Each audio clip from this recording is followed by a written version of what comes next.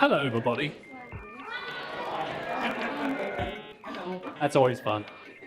If you didn't already know, this is our fifth live podcast event, which is Deeply tequila cheers. What a lovely audience. And yeah, essentially, this is a crossover between me representing Central Canada and these two lovely people representing the SEO Mindset podcast. And essentially, we're going to talk about how to build your personal brand, which is very exciting. Quick round of applause for the topic.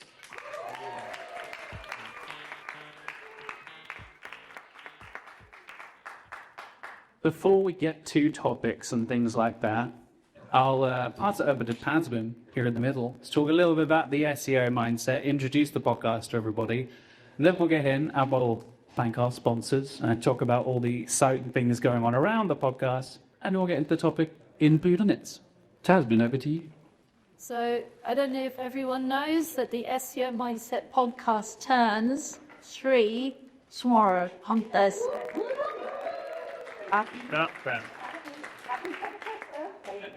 Do you get a key? I think so, yeah, that's the rule. Okay. But a little bit about it. So Sarah and I started this podcast because we really wanted to help the SEO community with topics around career growth and well-being. So we are super excited to be continuing to do it. And Jean is one of it. And the episodes go out every Thursday. I think tomorrow's one is on meditation. Yes, it's about meditation. And we had listeners in 170 countries that we are And super pleased in the audience. We have been on the podcast as well. So that's the podcast. If you're not familiar with the Search for Candour podcast, then it goes out every single Monday morning, and it's either me interviewing, again, many familiar faces in this room have been on the podcast, the best and brightest in SEO, I see, hello, thank you, or it's me and my co-host Mark Williams Goats down in the corner here, good as well, Mark. And we recap the SEO news for the month, essentially, and I think we're 6 years now until we had a bit of a break before I took over, but yeah, we're 6 years until we started in 2019. So yeah, we do that every single week. It goes out on YouTube, on Spotify, Apple Podcasts, all the usual places. You might get a little card later on that you can scan, subscribe. Both sides, one for SEO Mindset, one for Search for Candour. You can go and check out. You've got a playlist, right? We've got a bit organised this time, and you see on the there's 2 QR codes, and because we've got a shed load of episodes, like over 100, or is it more? about 135. Yeah, we thought we need a smart way to organise them all so people can easily browse and see what they want to listen to. So we have created a self-care playlist, which will come in very handy during Brighton SEO because, you know, cover lots of different topics in there. So go and have a look at that playlist and, you know, listen to it before the conference. And then we've also put together a playlist of our most popular guest episodes as well. You're putting some faces in the crowd. I've seen the list. Of course, this wouldn't be possible without our amazing sponsors. Our headline sponsor is Systrix. Could get a round of applause for Systrix. We are inviting the Steve up for it. Indeed, indeed. Mr. Payne, would you like to come? Yes, it is, yeah. Come and build your personal brand, Steve. So, bit of context here. So, you could come up. So, Steve at Systrix has helped us shape tonight. And, I mean, you talk about the data. You talk about how you helped us. Well, first, I just want to say welcome, everyone. It's lovely to see a lovely full house again, same as last year. And please tell your friends, this is a lovely, warm intro to Brighton SEO. I think you all agree. Spread the word, make this an even bigger event last time. We'll be happy to join with the other sponsors, Majestic and Sitebowl. Actually, they deserve a grand applause.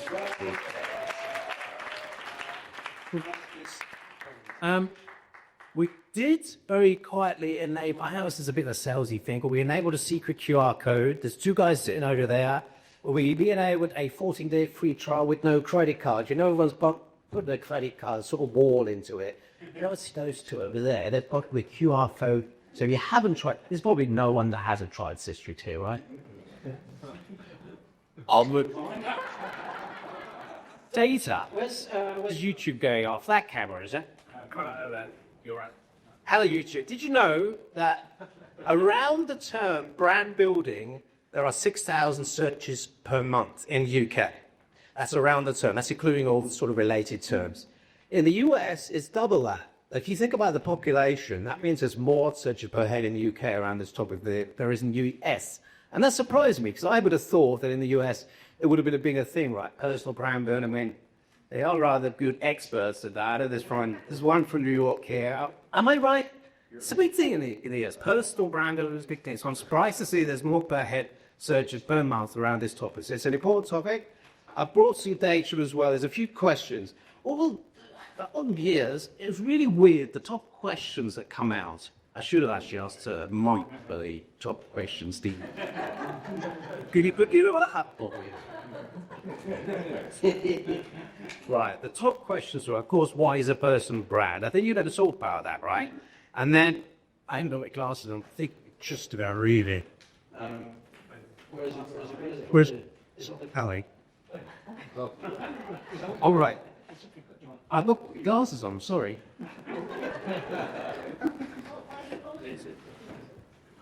Right, so what is it though? How to build your personal brand? That's the top question. What is a personal brand? Okay, you can talk about that tonight, that's excellent. And then the next three were, what are the 5 A's of personal branding? What are the 4 P's of personal branding? And what are the 5 C's of personal branding? So I think someone's done a bit of marketing on the whole personal branding thing and tried to put out these sort of 5 P's and C's. So maybe you can look. Don't worry, I've got the 5 CAQRS's covered. So No idea what that is. The other interesting thing I thought was that there was a peak around Q3 last year in the UK of searches, which coincides with the Harvard Business Review writing an article, a very long article, which is the top URL. It is a new approach to building your personal brand. And I think that article was marketed and has boosted the search volume for it. Unless you can find another reason why that went up in Q3 last year, I can't think. Can anyone else think? Maybe there was something on Zigbee? I don't know, the hop happens, there's something on TV and then... an influence said the hit social. Redundancies. What was it? Redundancies. So everyone's trying to personal. Yeah. It's all the SEO going, shit, I need to build my personal brand. Thank you everyone for being here. I'm around later and let's get on with these lovely people. Thank you. Tracy, any up with the bloody Sistrix by the socks with the little search icon and the Sistrix logo there as well. You may do this, another one from our lovely sponsor at Majestic. And I see they're of Majestic. It's a Majestic Repower Day. We'll be giving away copies of SEO in 2025 during the Q&A section. So if you ask a question, we give you a mic. You can get a copy of SEO in 2025. And you're in that book. I am. The odd few places in the ground are. It does some here. That's a common theme. Give a star-studded round. And we thank Majestic for the food, so all your pizzas and with snacks and things thanks to Majestic. Thanks to the drinks is from lovely Side Bowl. Be a round for Side Bowl team.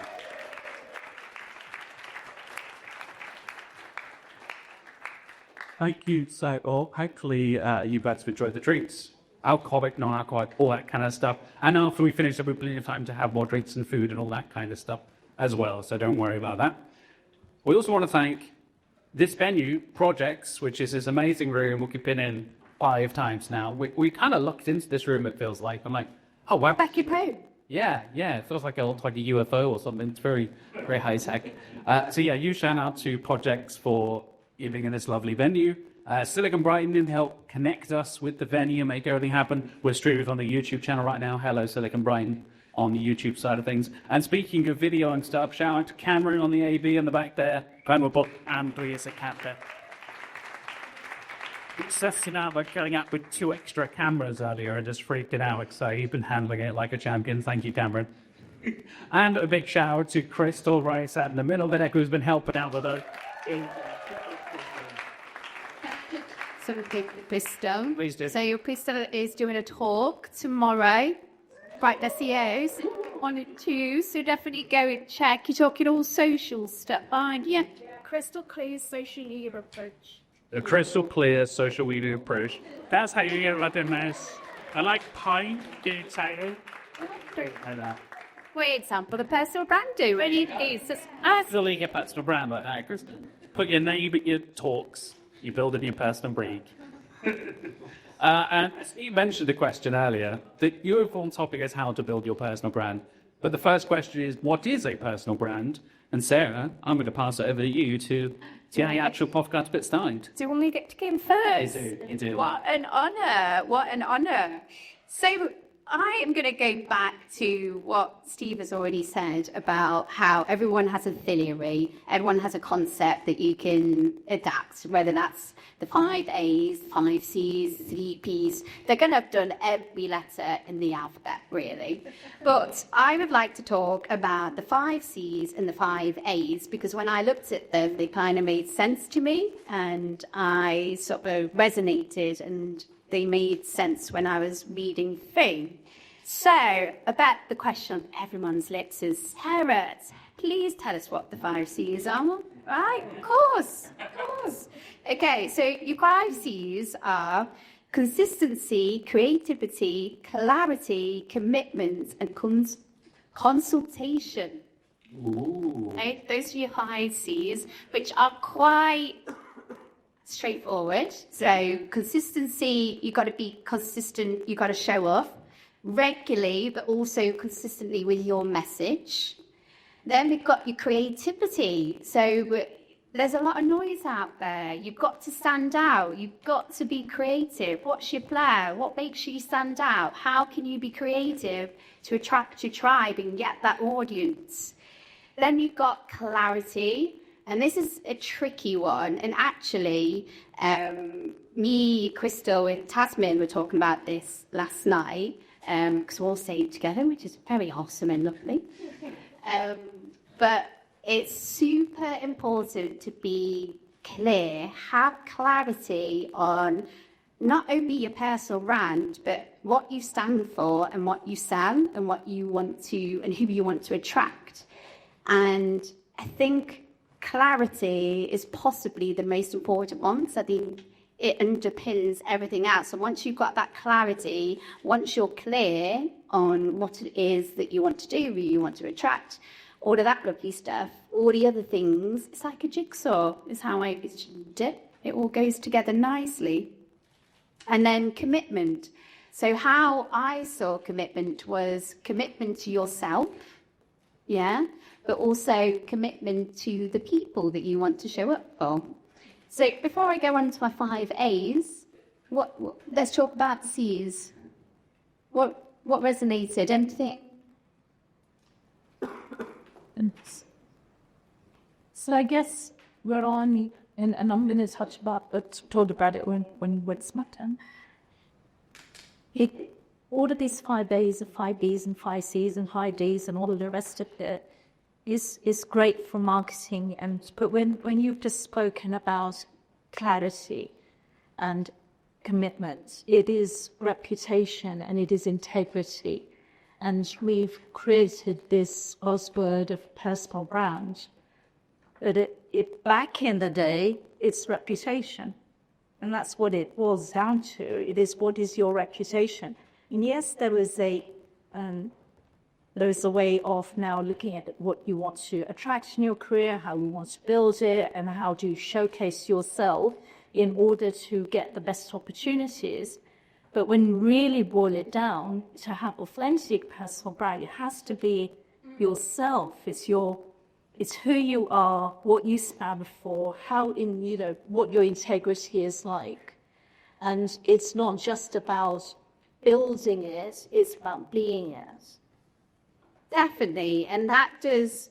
Sorry to take the 5 A's, but what if 5 A's? It's authenticity. It is authenticity, and a lot that comes up in our podcast, in all our episodes, authenticity, but also self-awareness, being self-aware. And it's really easy to say, everyone should be self-aware, everyone should be authentic, but it's really hard nailing it and knowing what you do, which is why I think it then leads back to clarity, because once you have a crystal clear, thank you, Crystal, thank you, idea of that, then that's where your authenticity comes, your reputation, and that's where you know as a person who you are and what you want to do.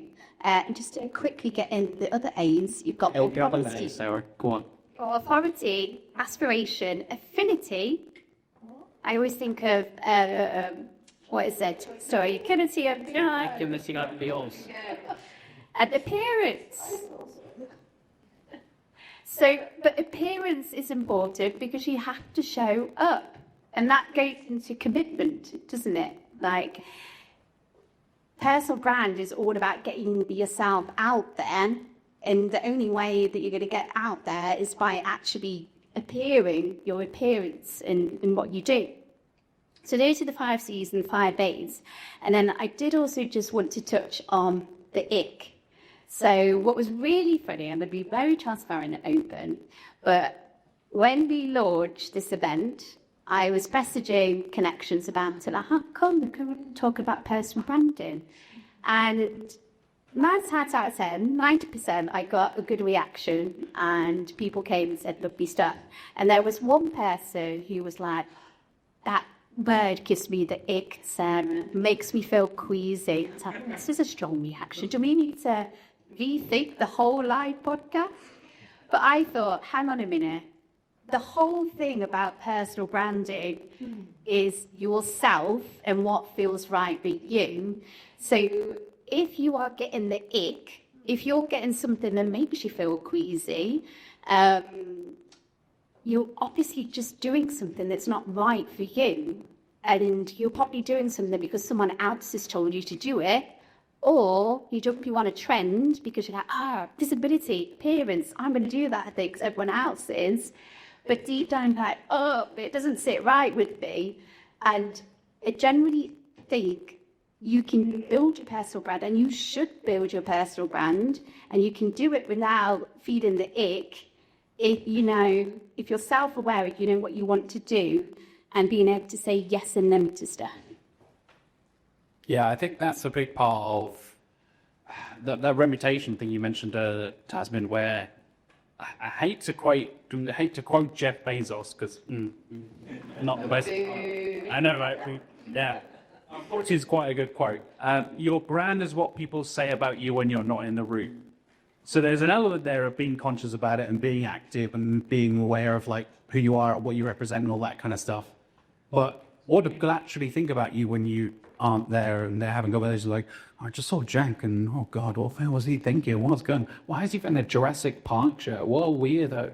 Like, there's a real kind of thing there of you can be as aware and conscious and put as much effort in as you want, but that doesn't necessarily mean they're going to take away the bright message. And that comes back around to clarity as well, right? Where you're thinking about the way you're conveying your message and the kind of audience you're speaking to, it matters the way you say things because people can interpret things in different ways.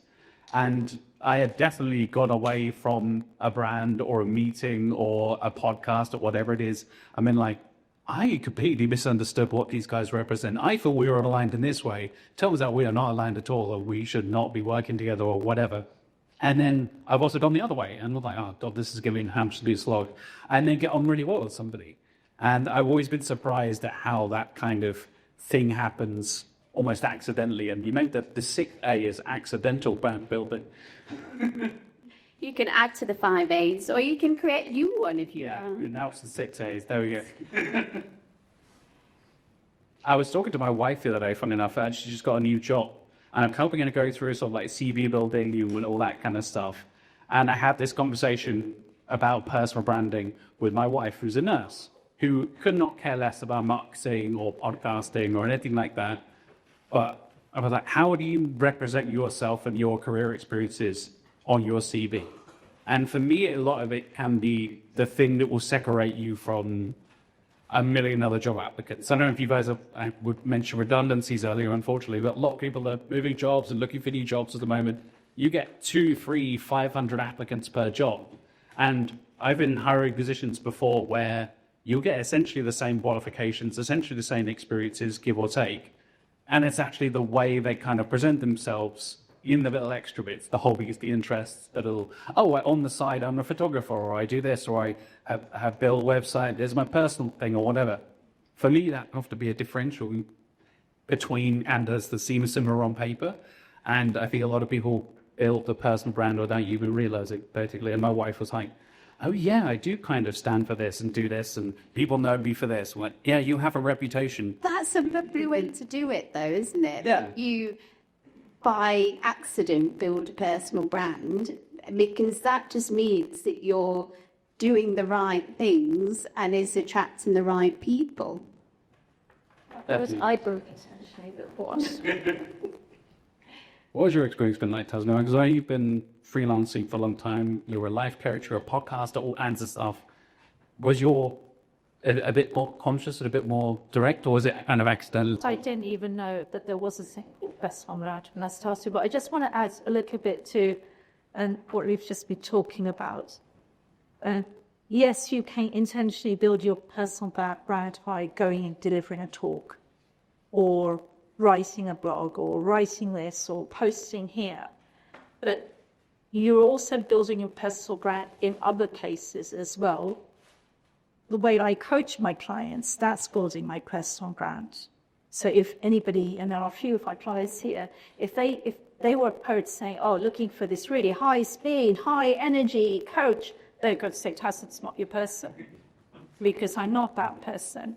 If you're Zen Queen, I call it the Zen Queen. Right, the Zen Queen. If you're in a position where you are having to tell someone that they're being made redundant, the way you handle that conversation is building a personal brand. So it's a bit like an impressionist painting. Every little interaction you have is framing that personal brand that you're building. And I think that's sometimes what we lose focus of, because we've got the 5 A's and B's and Z's and all the rest of it. It is your character. What is your character? Because then that stems into a personal brand. But in terms of how did I build it, I didn't know what personal brand was. I never even thought about it. When Hannah and Arij asked me to do the workshop for women in tech, how to build a personal brand, I said, Hannah, I don't know anything about this. And she said, well, you must do, because you built one. And I had to Your website has me, you definitely go back. I didn't think of it like that. I never ever thought of it. And when I worked back retrospectively, I thought, we didn't know I job there, because that's who you are. I decided to pivot my career because I wanted to do something different in life. And I molded that career around what I wanted my life to look like. And for those who know me really well, know that I am molding my career around what I want my retirement to look like. Because I know I will never want to start working. You're never leaving the podcast, are you? Tell us a bit. Maybe 5 years. But I know that when I retire, I want my life to look in a certain way. And at that time, I can then adjust my coaching, adjust my podcasting to be around that. So that's how I created it. And by, good fortune, the podcast and the coaching align. And I just show up as me. So you asked me yesterday, you nervous? No, I just show up as me. And that's okay. I don't need to be like anyone else. I don't need to be, high intensity or super. I just say the words that are Tazmin's words, and I'm really fortunate that seems to work for me. Retrospectively, I think I could have been more intentional if I'd known what a personal brand was and built me one, and maybe I'd made different choices to get to where I got to quicker. But apart from that's been my experience. I think that's a common experience. I know quite a few people in this industry and crowd are like going freelance at the moment, right? And I'm speaking to you guys, have been working freelance. I know you made the jump last year, Sarah, right? Has that experience like shifted the way you think about your customer? What has your experience been around like going from Working companies and stuff to actually representing yourself directly? So it's a bit of an odd one for me because I think unknowingly I have been building a personal brand, but like Tazmin, not knowing that it's a personal brand, but I have been building and being intentional about connections, conferences that I'm going to, what I want to do. So with me being intentional and working on my personal brand behind the scenes, that then allowed me to step into freelancing because I got to a point where I had enough connections, I had a big enough, don't want to come across as big-headed here, but I'm just going to go for it. Imposter syndrome is screaming out right now. But yeah, I built up enough connections. I started to make a name for myself, especially like the podcasting space, SEO podcasting space. People were sort of recommending me, and I think that was through just helping people really. And if someone had a question or they wanted to launch a podcast, I was, yeah, I'll help you, let me do this, we'll do this together. And I think they got to a point where the massive driver for me going freelance was partly, I think there's a little bit of me that's always a bit entrepreneurial and always a bit like, oh, I want to try these things. I want to see what happens. But the biggest driver was, I'm very sorry, but I got a bit annoyed at when you look at the top 25% of podcasts. I'm very sorry to say, I'm going to look away from Jack for a moment because it's a lot of white cishet men. Sorry, I'm sorry. I'm fine being the token cishet white guy will hop in. That's fine. That's great podcasts, and I'm not here yet. But I was just like, there needs to be more diverse voices out there. And I ended up having conversations with a lot of people, and I could tell they would make a cracking podcast because they were passionate or they really felt a way about something, or they were a really good storyteller, but the reason they didn't do it was because of the overwhelm. They didn't know how to do it, the imposter syndrome, the equipment. And then I was like, that's a really easy fix that I can help with. That's easy. I'll sit down with you, figure that out, but we'll get your voice out there. So I think a massive drive for me was everyone wants to make their change in the world, don't they, I suppose? And that was my thing. I want to get more diverse voices out there. And if I can do that by going freelance, then of course I'm going to do it. And as soon as I embraced me, because I remember when I first got into SEO, so I first got into SEO 2012, so over 10 years now. Yeah, there was eyes. Whenever I say that, lots of people are like, wow, you've been in it for a while. I'm like, yeah, okay.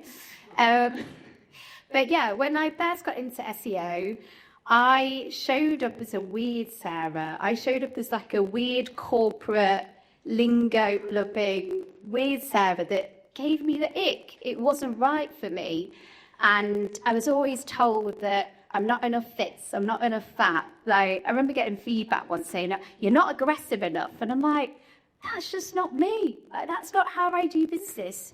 So I think you've got to have the confidence to be self-aware, know yourself, and be okay showing up as that, because then you attract the people that you want, and then you repel people that aren't meant to be for you. But that's okay. I'm okay repelling people who want me to be this aggressive, lingo loving. Do you know what I mean? Like, you've got to find your tribe. You've got to find your people. So my biggest learning is embrace you, show up how you want, because that is how I made connections. And that is how I built up a big enough reputation to then enable me to go freelance and be able to help get diverse voices out there. So just a little thing, if there's anyone sat in this room right now who's like, do you know what? I think I'd be all right. A podcast, I'd just need a little helping hand. Talk to me, because we need to get diverse voices out there. But anyway, that's, yeah. No pitching your business on the socials. Come on. Sarah, is that why you picked me as the conference? Or age diversity? heights, Davis. You take lots and lots of these. I know what I'm doing. I know what I was doing. And we've all got a new Halloween costume of aggressive corporate Sarah McDowell that we can do later on this year. Yeah. I literally can't imagine it. It's mad. This is why it just didn't fit right with me. When I was trying to be this, the other person was awkward. Do you know what I mean? Like, and this is why it's so important to be you, because then that's how. Yeah. But anyway, I'll get off my soapbox.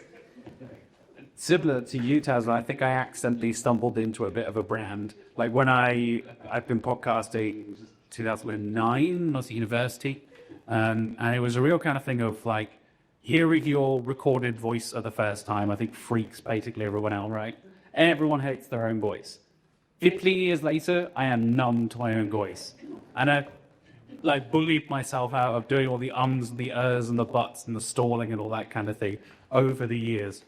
And I found myself kind of thinking about, I always say it this way, I always word things in a particular way.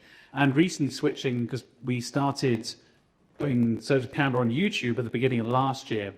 On camera stuff is a whole other side of things. And you mentioned appearance earlier, Sarah, like literally, what am I wearing? Exactly. One of the 6 A's, as we discussed. Thank you. We're like 25. Let me 4 A's, so I'm sure you'll all go away. Excellent notes. But yeah, there was that element of me. I literally get comments from people of, oh, we've changed shirt 3 times, because I would record the intro part, then do an ad read in a different T-shirt on a different day, and in the actual interview I'd reported a month ago, so I'd bring a different T-shirt, and I was thinking, does that matter? Do people care? And then I always got comments. I know we've actually gotten people listening to the podcast because either myself or Mark has shared a post, and the like banner image is Mark and I with Mark's dog Snoop. Obviously, Snoop is adorable, so he's an excellent, lead gen, essentially.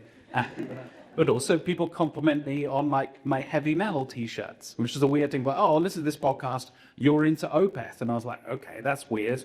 How many SEO podcast listeners are also into Swedish death? Someone that when you did the obligatory praise LP that I love, everyone does on the way to Brighton, SEO, but someone complimented you on your T-shirt. Yeah, I always get comments on my T-shirts and shirts and stuff. It's always become a thing where people will say, oh, I listened to that band or I listened to that thing. And I get nerdy T-shirts like this. Mentioned this, may not notice from the back row, but this is a Jurassic Park T-shirt. You look very close to, there's little velociraptors hidden around, being clever little girls hanging around. I'm not being a creep, that's a reference to the film, I promise.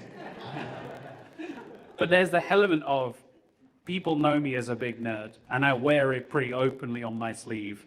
And I think for me that was an element of taking the podcast over from Mark, who had hosted it for 130 plus episodes before. There's going to be a shift. But I was very conscious of trying to continue that kind of momentum and not completely tank it and change it all, but also bring my own style and my own flair to it. And because I had experience talking about nerdy things, comic books and films and all that kind of stuff, I was like, how do I reframe the way I'm going to interview people in the SEO community? How do I do it in the Jack way and not try and just copy what Mark had done previously or what other people had done in other SEO podcasts?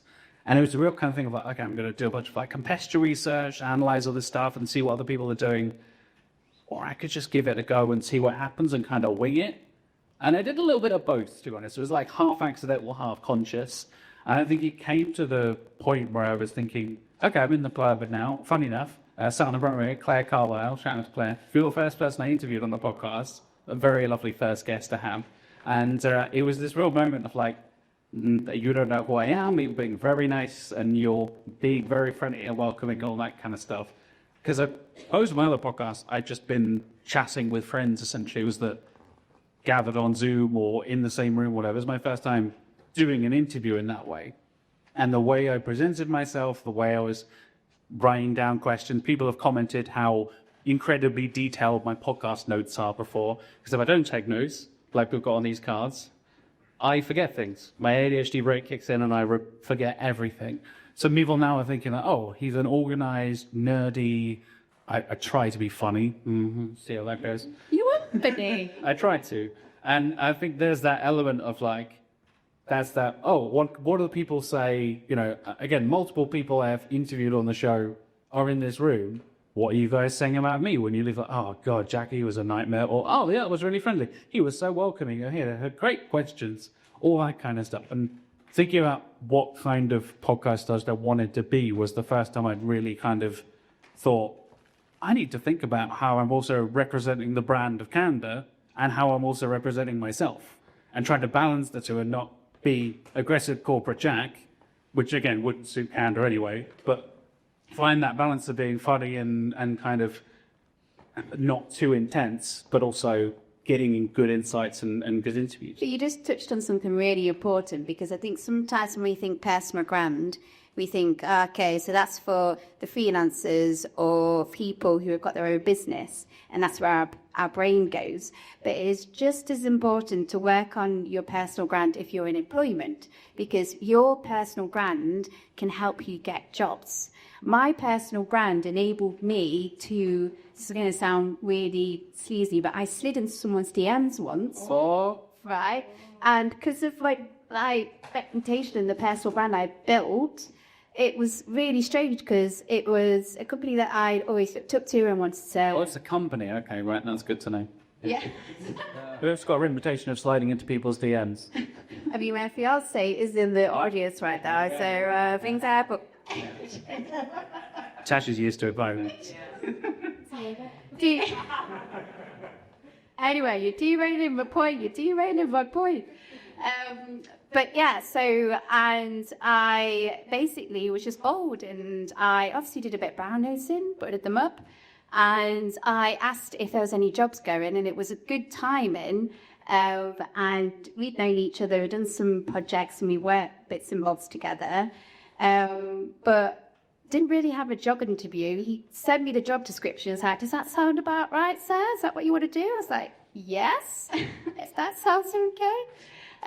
But the point is, personal branding is relevant to everyone, because it can help in so many different ways, not just if you're freelance and got your own thing, but even if you're employed, because, yeah, like, it helps you with the company that you're working for, if you want to do speaking gigs, if you want to ever look elsewhere, all that lovely stuff. And going on, so I'm actually an accountant, and the company he's working for now, he didn't even really apply for the job. His boss asked a few people saying, I'm looking for an accountant who is really trustworthy and honest. That's my criteria, so it's characteristic based. And they said, you want to go and see if so-and-so took you for a job. And that's how you got that role. Yeah, it worked. Again, it's what people say when you're not in the room. That comes back. Even if they hear. And so this person had a perception of my husband's brand, if you want to call it that, before. We do. That's why we get Tazmin and Jack. Before he's even met her. So you don't even have to know the person. Yeah, definitely. And funnily enough, that's also how I got the job at Candour. Mark slid into my DMs, if you want to put it that way, and said, oh, I've been listening to your film podcast.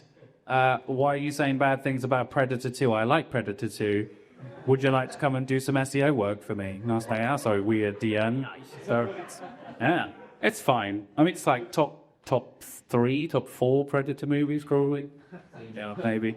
We'll have a discussion about that. This isn't the sequelizers, come on. It nearly is.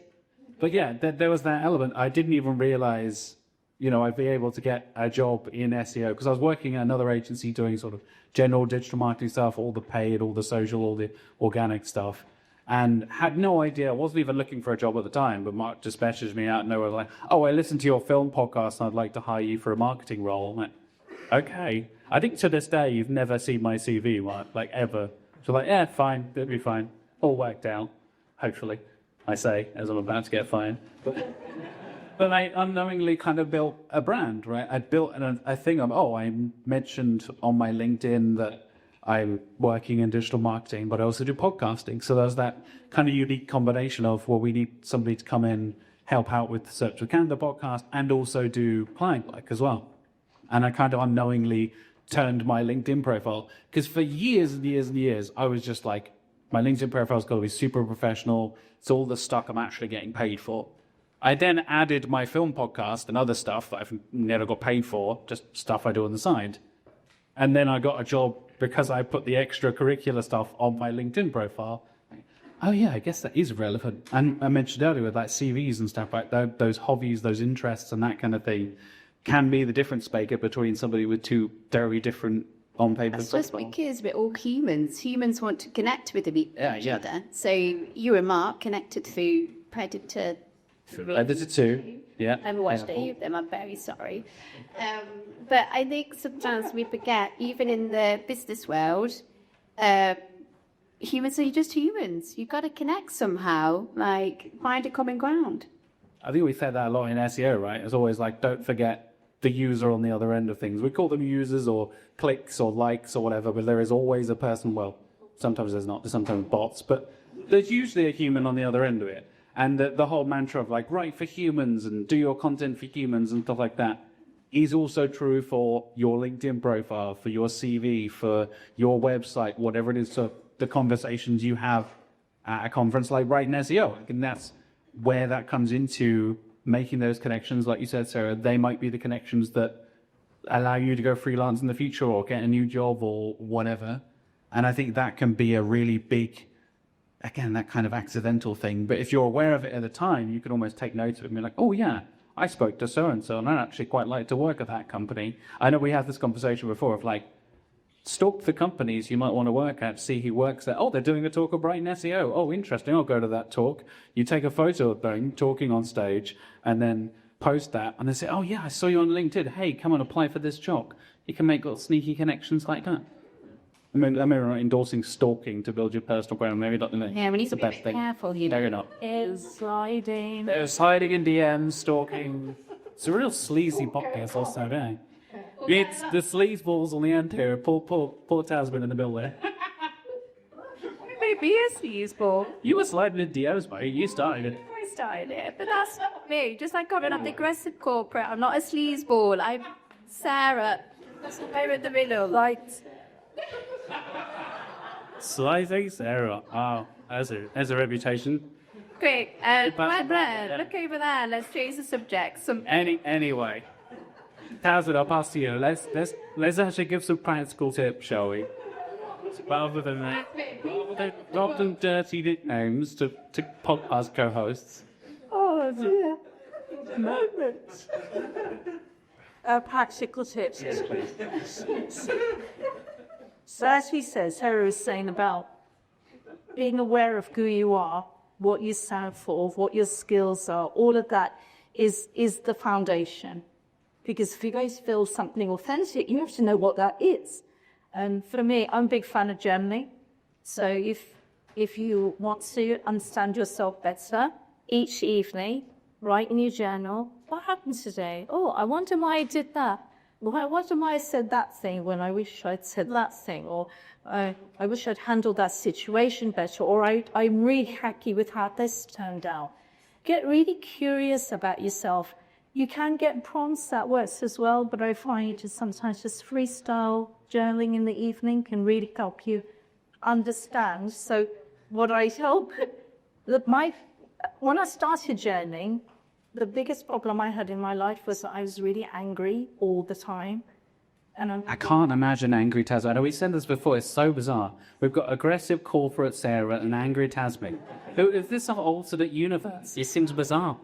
It's like already you had those. I mean, you slept into it. It is. It must feel like that was a different husband. And I remember writing in it saying, I'm always getting angry with the children and I don't like who I'm becoming. And then I would, and the next time I got angry, I would write down, this thing happened and Bas said that, Spear said that. This is how I reacted. I wonder why I did that. And slowly I started understanding what the problem was and then started to fix it. So that was my first use of journaling. But now I use it mostly, for lots of things, but my business, like, oh, what's the biggest bottleneck in my business right now? And usually it's fee. Or the problem with husband, fix it. Or if I had a day like this, every day for 365 days, would I be where I want to be? And if not, what am I going to do about it? So I use journaling a lot for self-awareness.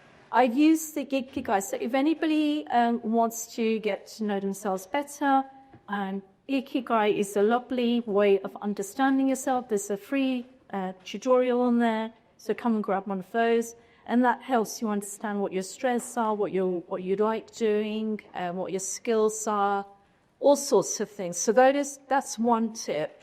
Get to know yourself better. And we've talked about relevance and boundaries. So I would start with figure out everything about yourself and put it in one big circle.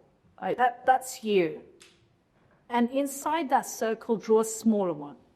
And that's your circle of relevance. Let's call it circle of authenticity. Get this vet shop, one of your searches one day. The circle of authenticity inside circle of relevance. Now, this is Tazmin, and some people in here know that Tazmin really likes cleaning kitchens. Yes, I get so much ease and joy from cleaning kitchens.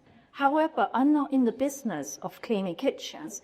Therefore, that does not enter my circle of relevance. That sits outside my circle of relevance. And then within the circle of relevance, you do a third circle, which is circle of permission. So, is it critically relevant to people in my coaching world to know what my personal life is? Perhaps they want to build a better relationship and they want to see me and my husband on holiday somewhere. Maybe, but that's not, I don't choose to do that. That sits outside. So what is in the middle is authentic, it's relevant, and I've drawn a boundary. All right, I don't want to share.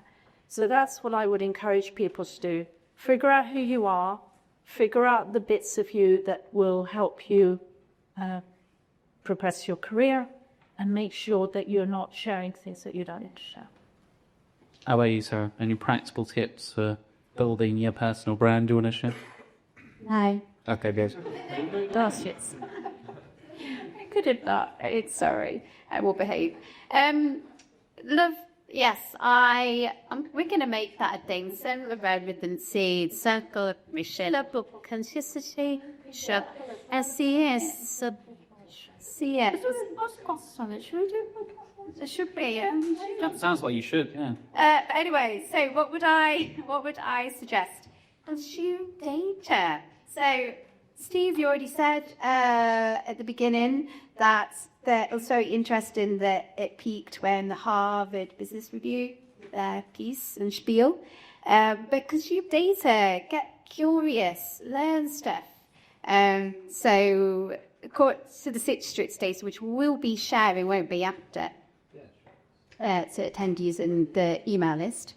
You've got to now. I've said it, haven't I? No backing out. We will do it right. You will do it, right? Against your own will. But yeah, so we've got people like Forbes, Harvard Business Review, Teachables who consume data. Research others as well. So have a little look on LinkedIn, out there on the interwebs. Have a look at who you respect and who you look up to and who you quite like. Consume their data, see what they're doing, see what kind of fits right with you. Remember, be aware of that ick. If there's anything that doesn't really fit right with you, you don't have to do it. Don't do that. Find something else. Find an alternative way of doing it.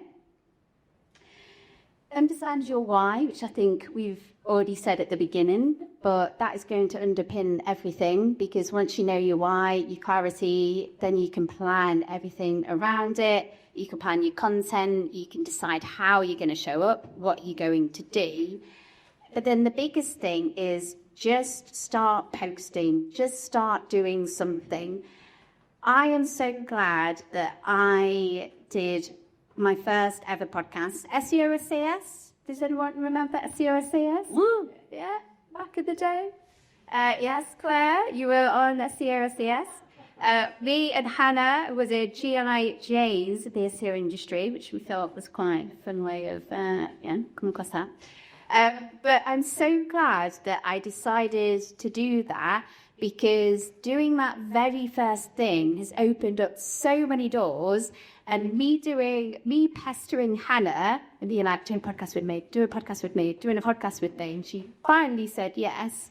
That has led me onto wonderful things like being sat here today, being freelance. So if there is something that you want to try, just do it. Now, if I listen back to the very first podcast episode that I'm going to do, I'm going to do the icon. I'm going to But I'm not saying that I don't regret doing it, because you have to start somewhere. You have to show up. You have to just get something out there, because that's the only way you're going to learn, improve, develop, and get better. Yeah? So just whatever's in your head, I was going to say get over yourself, but I don't mean it. That's the corporate sass Sarah trick a little bit. What I do about get over yourself is just mean when you're first starting out, your audience is going to be smaller, so use that to your advantage and try stuff, because there's less people going to see it and see what attracts, see what works, see what you like. Do more of the stuff that you want to do less of the stuff that you don't want to do, but you just got to try stuff. Like, don't regret not ever doing stuff. And 9 times out of 10, the thought of doing something is much scarier than the actual doing. I remember during my first talk of writing SEO, and I had all those pictures of, like, you stand on stage and my trousers fall down and my pants are on show, I trip up the stage and the stairs and all of that stuff. But you just got to try stuff. The fear is going to be there because you don't know what you don't know. Yeah? You've just got to give it a go, try it, and if you like it, do more of it. And the more that you do it, the better you're going to come. Yeah, I think there's a real, like you said, the imposter syndrome you mentioned earlier, Sarah. There's that hill you want to get over when it comes to just starting a podcast or creating a blog or creating a YouTube channel, TikTok, whatever it is. And for me, there's a lot of that, you said getting the data, getting the research and all that kind of stuff. I am a big research nerd. Anyone who's ever heard me talk on a podcast before will know that. I gather all the data, I do all the prep work, all that kind of stuff. And it always involves looking at, what are other creators doing on this platform? And thinking about what platform is relevant as well. Do I want to be a YouTuber? Do I want to be a podcast? Do you want to be a TikToker? Do you want to be a blogger? All that kind of thing. What do you want to be? Who knows? I want to be, when I grow up, I want to be corporate Sarah. That's what I want to be. But no, there's that element for me of seeing the people I've followed doing podcasts for years and years, particular inspirations, and also a lot of my decisions are influenced by what I don't like. I almost gear stuff through the negative rather than the positive. So I will find plenty of ick. Well, I definitely don't want to do that. I definitely don't want to talk about that thing or handle that in that way or do my intros in that way or write in this style or whatever. And so much of my sort of like choices and influences stuff are almost the negative. Like, well, I know what I don't want to do. So by process of elimination, this is what's left. And that's end up being the Jack that I present. I think a lot of people, most of you probably met me, at a conference or we've had a conversation on the podcast, or you've heard me talk at these kind of things. I'm kind of me all the time. I swear a little bit less on the podcast than I do in real life. But apart from that, conversations with my family and my friends, whatever, work, is kind of podcast Jack as well. There is a little bit of presentation to it. And I think there's an element there of blending that professional and personal brand side of things. Because obviously you use the phrase personal brand. And I think a lot of it comes from like, oh yeah, you've got to turn yourself into a corporation or whatever. You've got to make it Jack Schaber's Ward Incorporated or whatever. Like some. You do read that in the world, describe. Definitely do. Would be subscribed to that? Of course. No. 2 people went, oh yeah, no. Yeah. 2 loyal fans, Yeah. advocates. That's how every brand starts for Jackers. But yeah, I think there's an element there of like, you don't have to go in with that corporate kind of mindset. You don't even have to do anything different to what you're doing now, but just start sharing what you're doing. I know a lot of people, I've had conversations with the team at Candour, as a mission of mine this year is to highlight other members of our team at Candour who aren't on camera, who aren't doing talks and stuff like that, because I'm very aware people probably know Mark, they probably know Also Asked, they probably, seen talks or podcasts or whatever, but actually highlighting a lot of people that are doing really great work in the team, but people have no idea who they are. So let's highlight the other members of the team and get them out there to start doing public appearances and podcasts and things like that. Like, I know our head of search, Tabby, has started appearing on panels. I've recorded a podcast with Tabby as well, and there's been that element of like, okay, let's start branching out a little bit and think about how we can expand that. And then having the conversation of like, so how am I coming across? What's going on here? I've never been on panel before. How does this work? I'm like, just have a chat like we would in the office, basically, and you'll be fine. I'll point a camera at the two of us. We'll sit in two chairs, and very much like we're doing now, we just kind of chat and hold a microphone. And it ends up going out pretty well, because my style has always been conversational. Like I said, I type and talk how I talk in real life as well. And I think there is an element there of bringing that conversational kind of thing to things like podcasts, things like blogs and interviews and things like that. I've always had this element that's like, oh, I need to really switch myself on if I'm going to interview for a job. Well, then you're not going to be like that all the time. So be aware of the authentic you can be without exhausting yourself and trying to keep yourself fully masked up all the time and presenting yourself as like aggressive corporate Jack or aggressive corporate Sarah. No one needs that. Exactly. But the biggest thing that you can do is, if you make other people feel at ease and they want to be around you and they want to spend time with you, that's when you get opportunities. That's when you get business. Because I'm very aware that there are other people that do what I can do. And I'm very aware of that. But what people can't do is build the relationships that I can with people. So the best superpower, you know, infinity and beyond and all that, the best thing that you can do is to make people feel at ease, make people feel heard, or that they want to be around you, or they want to be in your presence.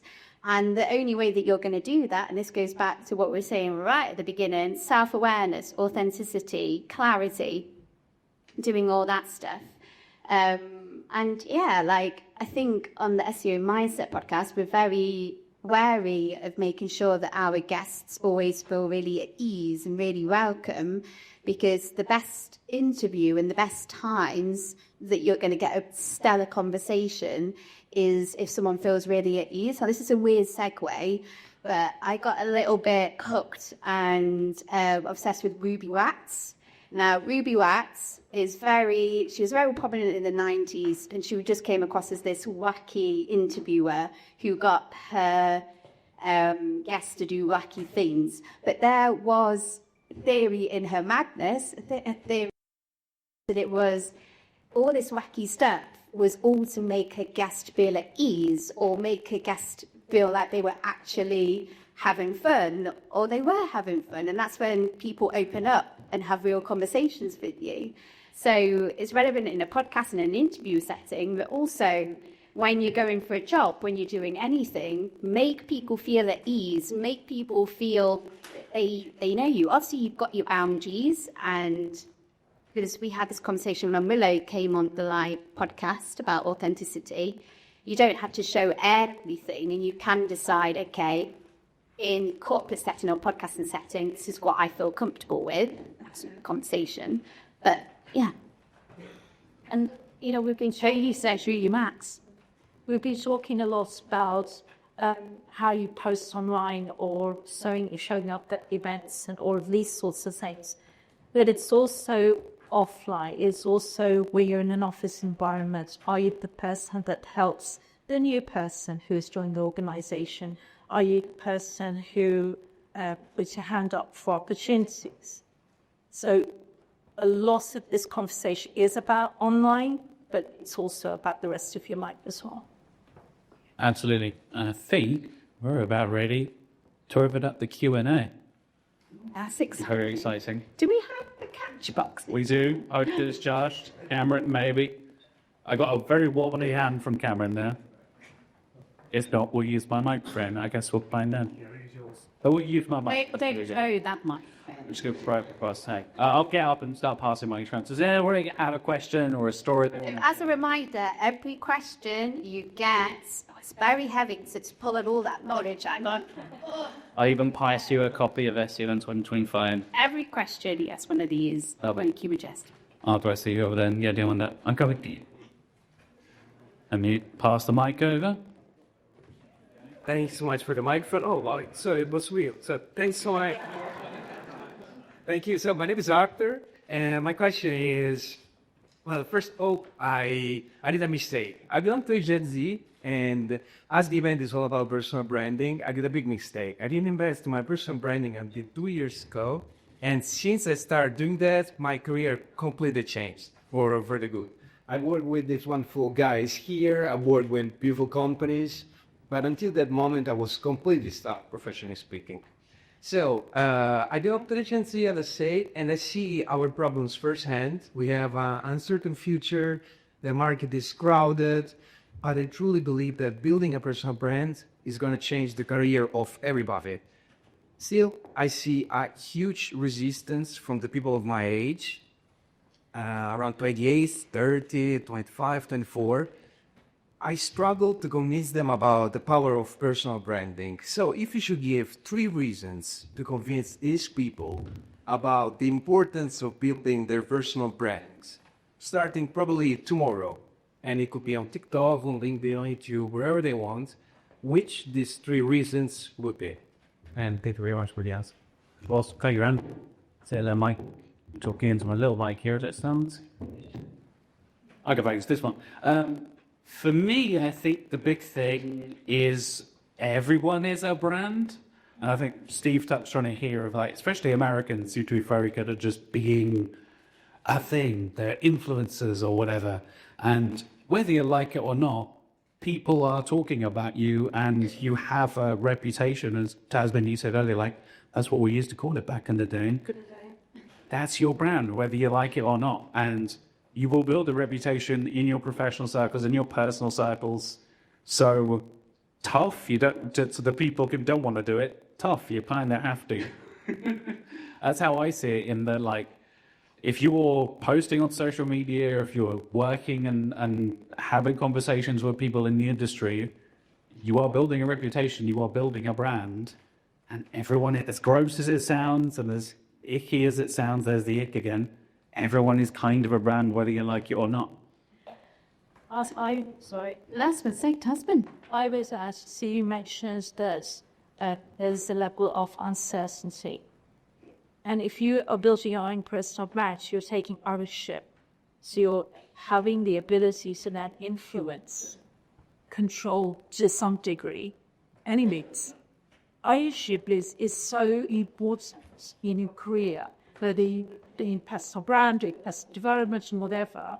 Why would you let someone else, be it somebody that you're working with, or just take hold of your life and influence as much as you can?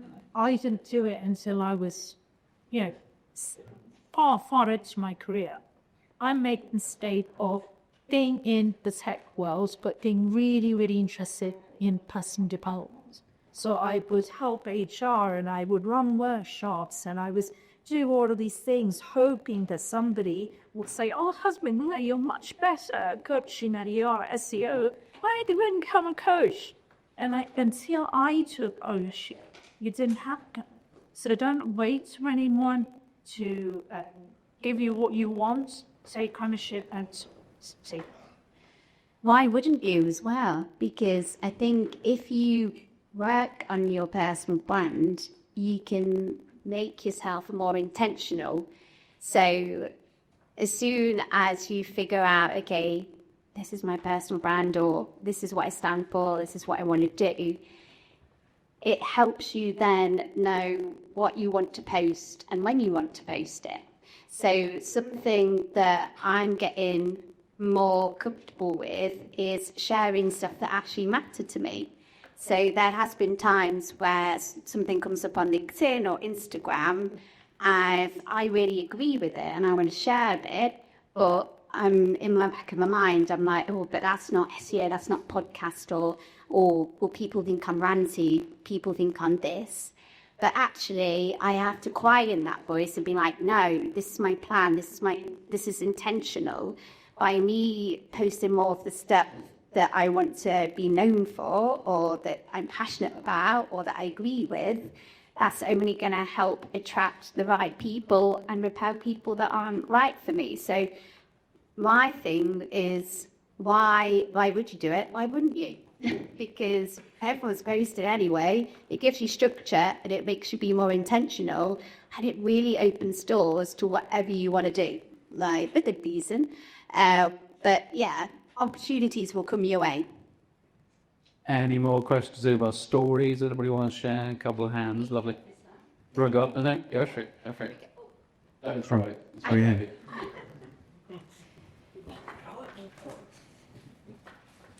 It is a very tacky book, isn't it? To be pleased.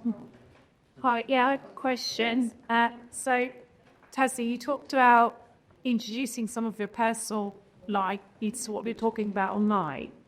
How do you balance that out so that you're not confusing your audience? So, for example, if you've got lots of interests and you've got lots of things that you want to talk about, how do you decide, to kind of focus it in a way that's going to help you build that ground rather than you talking about like kind of stuff at the time?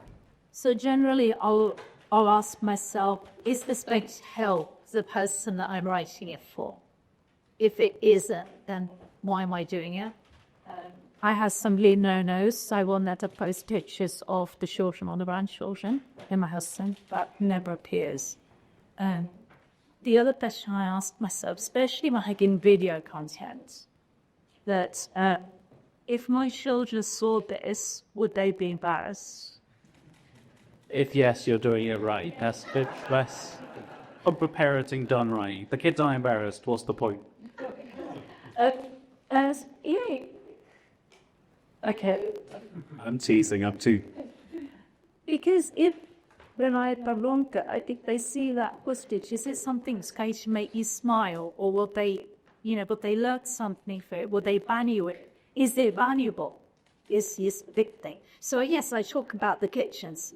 I like create kitchens to make.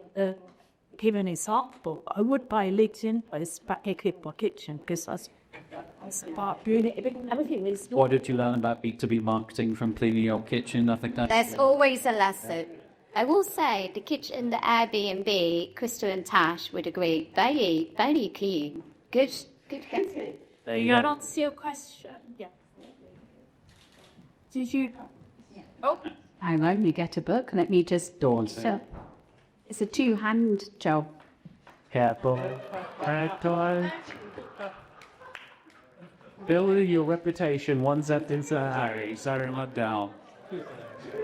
I've got to be. Sliding Sarah strikes again. Thank you so much.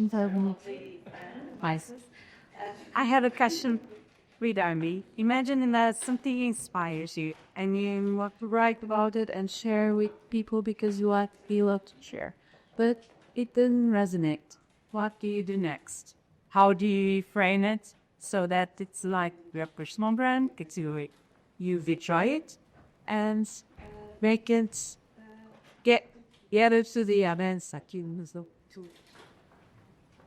So maybe that was about reframing something if you're inspired by it. And like I said, a lot of that for me is taking the things I don't like and basically doing the opposite of that. When I see somebody being like super over the top, like it's a really nerdy thing. But video editing is now a big part of my life, and I'm now super aware of it. And super choppy, quick cuts and editing in videos drives me absolutely mad. Where you're literally like cutting off a tiny little thing, just chopping up sentences. I'm going to try and do things in a single take, or talk at my own pace and handle it in my own way, because I find that really annoying. So I almost like have a conscious thing of the things I don't want to do, even if you are inspired by something. I could take that and do it in my own way. What makes it your way? What is the positive thing you can add to it, and what is the negative thing you kind of want to take out? For me, and being like, I really like what this person is talking about, but I don't like the way they're presenting it. This feels like the classic, this being could have been an email kind of thing.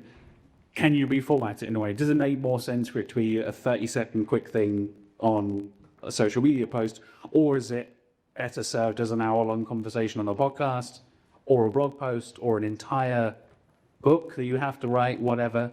I think tackling that in different ways and kind of thinking about the different formats. For me, there's a big discussion about create once, distribute forever. I know Ross Simmons wrote a book about this, about even having one conversation on a podcast or writing a book or whatever it is, you can then turn that into little bits and pieces you can carry on sharing. And people build entire brands around that kind of thing of, oh, I made one thing and now I have spun that off into loads of other things and turned that into my own little moment or little section or whatever. Do you guys have any thoughts about reframing? You're good at reframing, Tazmin. Oh, well, yeah, actually, when I write it, you just write it. I think, especially if it shows you see we're building trust online and it's showing most of you that you're happy to share, then just do it. And then sometimes we worry too. I do have to agree. And yeah, and I think kind of what I was saying before, you've just got to get the confidence of just doing it and trying things, because you'll quickly learn what is working, what feels nice, and how we can reframe it. So I think there's a lot of us that are overthinkers. So put your hand up if you think that you're an overthinker. Right, yeah. I think that's what makes us good at SEO, right? We overthink everything. We're good at everything.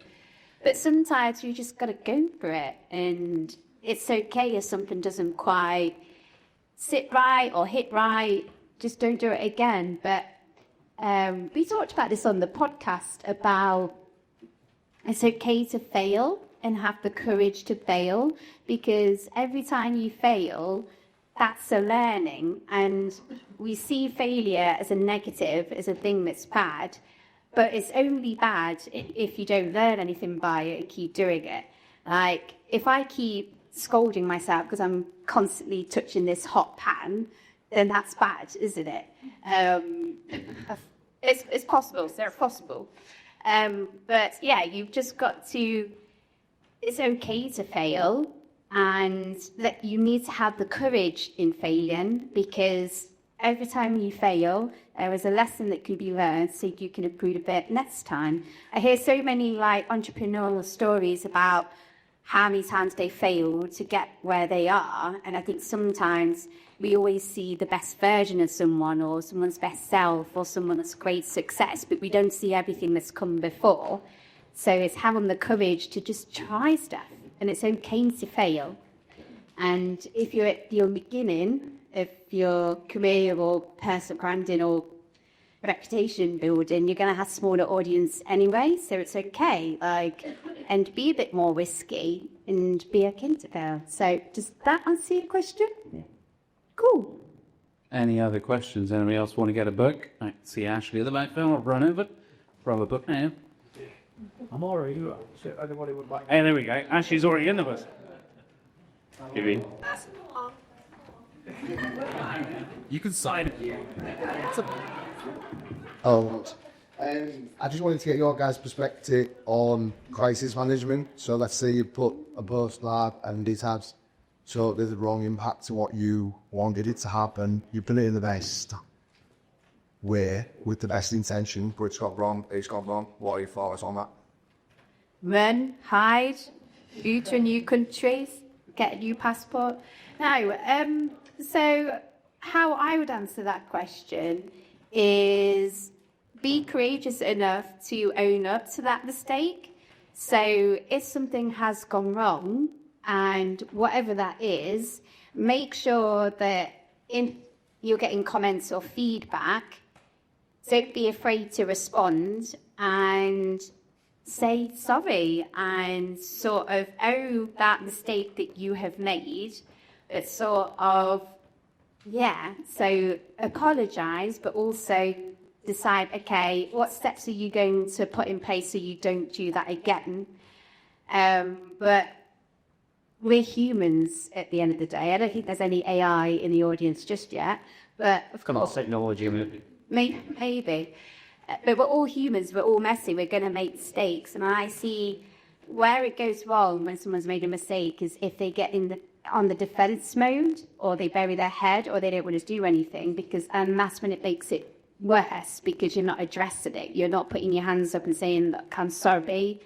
There is a right and wrong way to apologise. I've learned this the hard way. So never go with, I'm sorry you're feeling that way, because that's a rubbish apology. Or sorry that, because you're kind of saying this is a you problem then.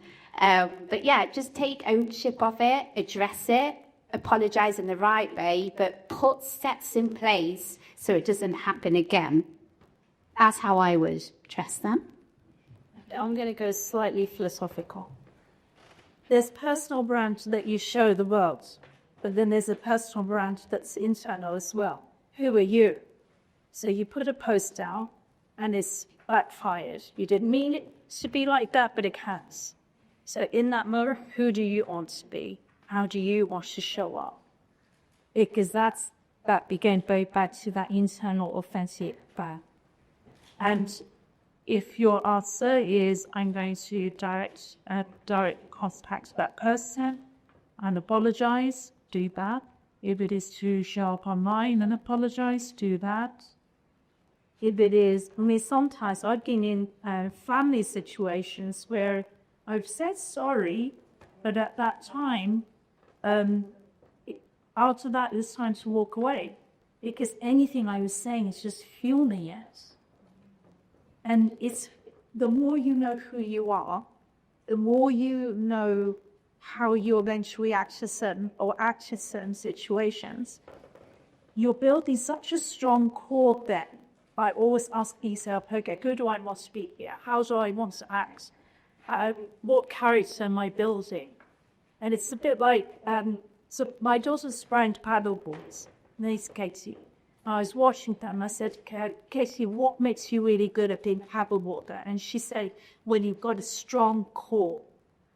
What makes you good at life is when you've got a strong core and you know who you are. And that when you know who you are, you don't need external validation. You don't need anyone to tell you how to do things, because you get feedback and you learn. It's always a process of learning. But life, brand, work, whatever, the ultimate is to build you, build your business. I think putting crisis in perspective as well. Again, I mentioned my wife earlier. She's been a nurse for 10 years. So I would always come home and be like, oh, the website went down. Our core web vitals are only 30. Oh, no. And then she's like, 3 people died today. That was a good day. I'm like, oh, okay. Yeah, that's kind of put it into perspective a little bit. I guess I'll show up about my clicks going down this month or whatever. We build websites. We work on websites. We're creating content. It's not the end of the world if it goes wrong. Even if you are, you post the wrong thing, you have to, have that awkward call with a client or whatever it is. I'm going to quote someone else. That's not Jeff Bezos. I'm going to quote a pro wrestler. You'll appreciate this, Ashley. I'm going to quote CM Punk. If you do something publicly, the apology needs to be as loud as the disrespect. So if you cause a stir, you do one of those what's the phrase? Like the unhinged social media post things that ends up tanking your brand. We've all seen Ryanair do mad stuff on Twitter, and then you go to the website and it's, oh, it's Ryanair. Okay. You're not doing weird stuff on your website at all. Interesting. But I've definitely had conversations where clients have gone off and done another thing. That, okay, we had a whole content strategy. We're doing this thing. This is the brand we're building for you guys. We're thinking about, your topical authority and your brand authority, all that kind of stuff. But, oh, we just thought we saw a trending thing. We went off and did this thing anyway. I was like, okay, that doesn't time with anything. That's kind of undermining a bunch of things we've already been doing. And if you do mess up in public, you kind of need to address it in public as well, whether that's, from a brand perspective, from a company perspective, from a personal perspective as well. And you need to be aware of the audience you're talking to and who you would then need to kind of apologize to, if that makes sense. Does that answer your question? Yeah, that was awesome for her. Any other questions? Or we got those hands? Customizer. Okay. Yours. I'm going to go for the easier, fixest one. Very sneaky. Very sticky. we have about 8, 10 more books, so 10 more. I would like to ask how to be clear in messaging when you are on a scale of the potential and you have very diverse budget experience and very diverse.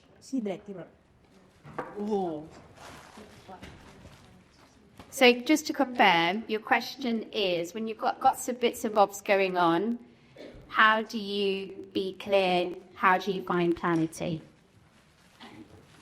Jack, Tazmin, do you want to go first? You able on a missile? Yes. I work in aviation, emergency medical services, e-commerce, sports, football club, and advertising agency. And all these publishers were very different. Articles of stories, very good stories that is very difficult to frame myself, even when I'm trying. Last the year, I was trying to find a new job, and so many recruiters, when I was showing high grade, but then they asked me like, "But who are you? What are you?" And I was feel like I'm unable to define myself. I need like 10 rows. Oh, so it is a tough one. I once applied for a job and the interviewer thought I had cut and pasted CVs together because he didn't believe that was all in me. I've got an occasion business, I've done working developments, cracking at a Java development. And it is hard, and I think if you're able to translate the skills that you have that lend themselves to the role that you're applying for, that can help her. And also for them to be able to own those roles rather than being not embarrassed about them, but every single role taught you something. Everything has created this tapestry of who you are. And instead of nurturing about how you explain that to someone, you start explaining it to yourself first, and embracing that and knowing that all of that is giving you the experiences that you've got, and know that that richness will be valuable in every goal. That club action, that internal action, would help you show up differently in every scene that you're in. Does that make sense? Yeah, it makes sense, but still I'm able to. I've got something to add. So what I would ask you is, what is it that you want more of? So when you are showing up in social, when you're working to your personal brand, what is the one thing that you either want more of, or you want to be known for, or what is the thing that you want to put out there?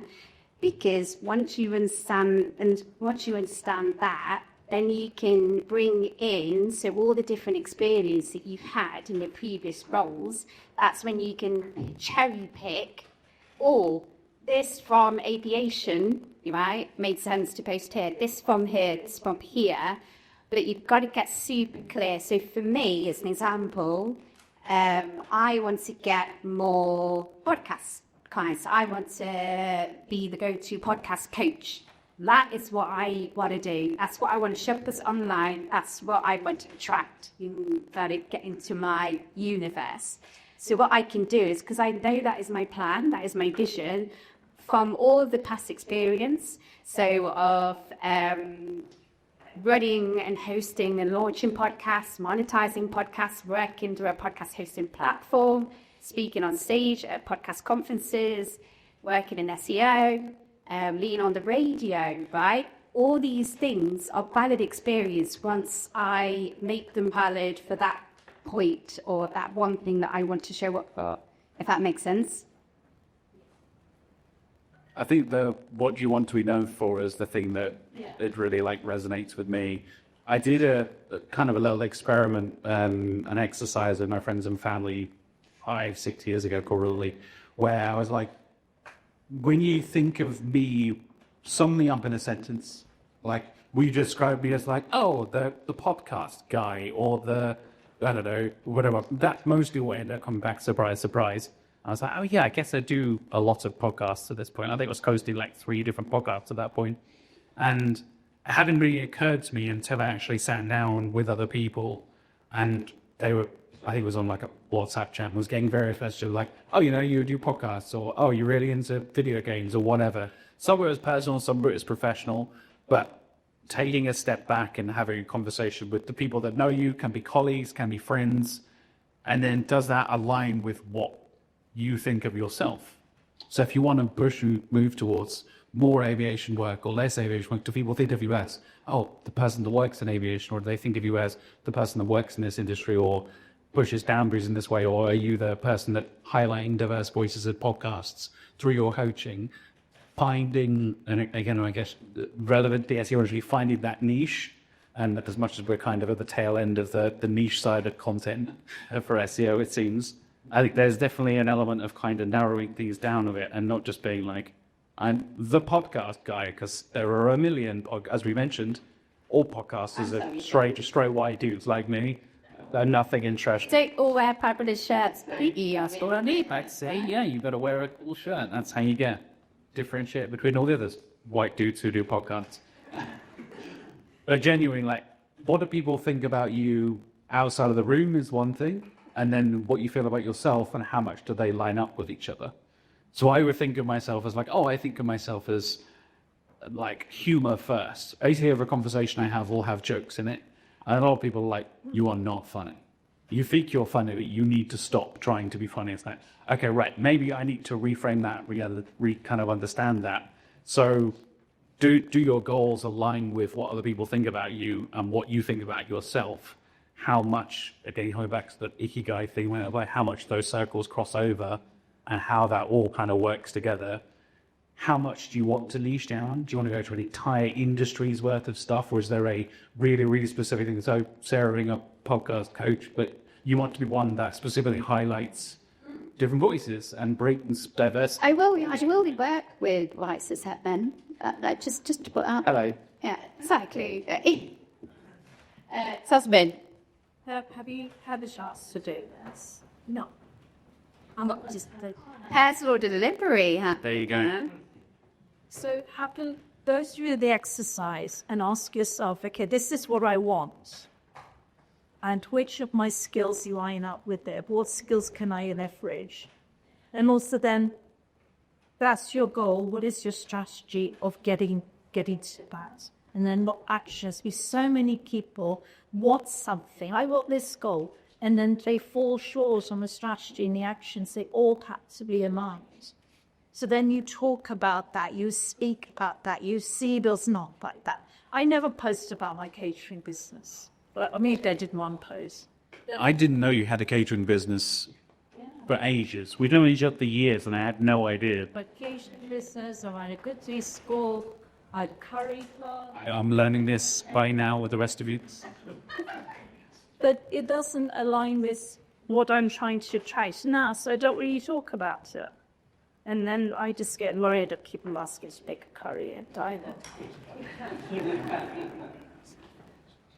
Okay, I think I have time for one more question. Anybody got to help? A cover car? It's your turn, Jack. It is my turn. Prefer it, but you know. Andrew, what copy of SEO in 2025? Copyright, okay. Book. If also, just before the question, because we have got other copies, is what throw them up in the air, grab and catch that's health and safety, that's fly. Yeah. Sorry. Anyway, continue. Thank you. Who, and this can be somebody you know, could be some favours or both, if you like. Who do you think has got their personal brand absolutely spot on? Did you look up? Do you think you're they got it right? A tough question. It has been thinking. Sarah's in Straight to mind. Any podcasters root for mine? Tazmin, do you want Okay, the name escapes me. I'm going to blame my age. But yes, an individual started a charity called Mary's Meals. And there's a book called The Shed That Cost $1 Million. And he started off, and there was a disaster. So he spoke to his village and said, I'm going to hire a van and go deliver the goods there. They got goods and they went to deliver it to the disaster. Came back, it's meant to be a border. Came back with more goods, so they did that again and again and again. And then that turns into a charity of so many different arts. And one book once that was most used to me is called Mary's Meals. And Mary's Meals, what they do is that they feed a meal to a child in an unfortunate situation in different countries at school, because then parents would send their children to school. And that is where your character and reputation and a brand as purpose align so beautifully. So that's something that I really respect and admire. Somebody who inspired me to start podcasting one enough is a guy called Greg Miller. He runs a company called Kinda Funny, and they're like a podcast and YouTube channel and stuff. And it was always the welcoming environment, and that's something we wanted to craft for the podcast as well here. It's the engagement with the fans, being active in communities, all that kind of stuff that really inspired me to do what I do. When it comes to, see a comment on YouTube or you meet somebody in person, actually have a conversation rather than kind of big-leaguing people and all that kind of stuff. It's not the biggest channel in the world. They don't have like millions and millions of subscribers or anything like that, but it feels like you're part of something that matters. That's always the kind of thing I want it to craft when it comes to whether it's this kind of thing and building this community, whether what we're doing with Search Norwich or Search Candour or what I do with sequelizers. There's always that element of, I'm never going to be the biggest in the world, but there's a way I can kind of engage with the community and make people feel heard, feel a part of something. And that is massively inspired by what Greg and the guys at Kinda Funny do. It feels like a nice little tight-knit community. And even then, they've gone full-time. They made the transition from like big full-time jobs and were able to go off. Even though they don't have millions and millions of subscribers or listeners or whatever, there's the kind of community that supports them with things like Patreon and all that kind of thing that allows them to do what they do. That's always been my conscious thing of like, the numbers don't matter at the end of the day. If you have the right people there to support you and the right kind of things in your community, that's always the kind of thing I kind of strive for. So yeah, if you want to check out pop culture stuff, Kinda Funny is my fave. I'm going to be that person. This is I aspire to look up to you too. I'm not just saying it for that. There was some seriousness in that. But is it because I'm tall? Super tall. You're very good at always putting out all the banners because you. Donna, yes, very nice is taller up the reach to the band. Exactly. Has a reach. No, that's what everyone's going to say. Stop doing it to me. You and Don. I wasn't quite Okay, this is about Anna's. Sorry, I got derailed. That's why I didn't say that. Go on, Sarah. Like, it's interesting because when you first asked that question, Arij Abiali really came into my mind because she went out and created a community and an audience because she felt like she needed to create that to feel belonging and that she was part of the community that saw her and she felt comfortable in and all of that lovely stuff. So obviously the community I'm talking about is the marine tech community. And it's just phenomenal to see. She is so authentic. She shows up. She calls stuff out, and she's actually starting to make a change. So a big thing that I think with the Reach is, yes, she's made a very inclusive, welcoming space for women in tech SEO, but she's also started that conversation about getting people paid for speaking. But everything she seems to do, so she launched and did a book, and that instantly had such a wonderful following and people, how can I get my hands on this book? I've got to support. And because she is so, I see Ibi as someone who is very self-aware. She knows what she wants to do. She knows why she's showing up. She knows how she's going to show up. And because she knows that and she's confident, she knows how to attract the people. So whatever she does, even if she started selling T-shirts, I think the community would buy them. Do you know what? That's the point. When you are so authentic and you know who you are, it doesn't matter what you're selling because you've got that handle in a weird way. People but they also want to support you. They want to see you succeed. Like I'm part of the Women in Tech SEO community. Whenever I see the amazing numbers across the globe, or whenever there's a milestone, in a weird way I feel proud, and I think that's part of it. And I'm interested in what you would say. Yeah, because you feel connected, you feel heart. It's not just a community from the namesake, because you feel part of that community, and you feel that you've been on a journey with that. Especially, I remember when Narouche first started her first news talking about before lockdown, and she was asking speakers, and I said, well, I've got to talk, and I'm going to be deliberate by, like, it's that space to practice it. And the way she was then is the way she is now. And that's capital. Reputation. Yeah. I think that wraps us up. Boy, you were going to say something. No, I was just going to go. Oh, okay. Thinking at me. We're gonna. Or boo, was he? No, is that boss? No, but we do have the route until 10 o'clock, and it's now about 9:20. So you've got time to get more drinks, get more food, all that good stuff. If you want a book, please come and get copies of SEO 2025. or a picture, just to really to follow, because people might skedaddle. Be really good to get a picture. But also, Oh, hi.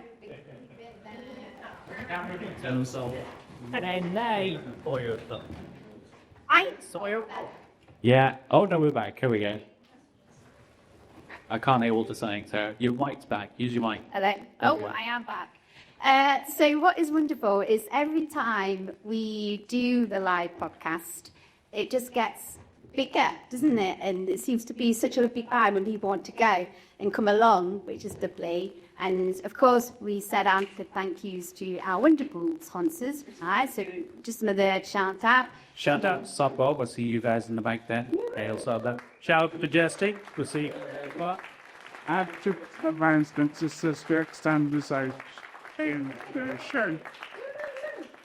We do want to go bigger in October. So if you would like to sponsor, come and talk to us. I'm hoping for potentially a bigger room next time because this is quite full. We're at the auditorium one. Yeah. We'll take over the Brighton Centre. Yeah, easy, right? Yes. So that is us wrapping up. If you want to come and grab a card and follow the podcast, all that kind of stuff. Crystal is going to take a photo of the crowd so we can get you all. Don't actually want this group picture. Do you want jazz hands? Do you want some line across the globe? How do you want? I'm sure Crystal will point us the right direction. Okay, cool. Get it. Nice. Well, that wraps us up. Thank you, everybody.